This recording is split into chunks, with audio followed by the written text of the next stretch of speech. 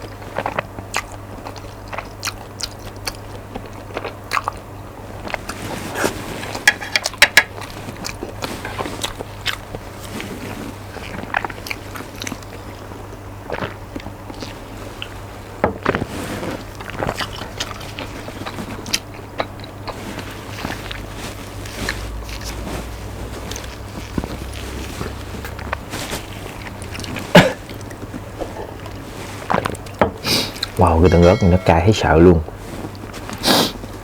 Tương ớt tròn 5 vị. Ok, clip của mình đến đây là kết thúc rồi. Cảm ơn các bạn đã theo dõi video của mình. Nếu như các bạn thích video của mình thì nhớ nhấn like và nhấn subscribe cho kênh của mình để theo dõi những video mới nhất nha. Bye bye, xin chào và hẹn gặp lại các bạn ở những video tiếp theo. Bye bye.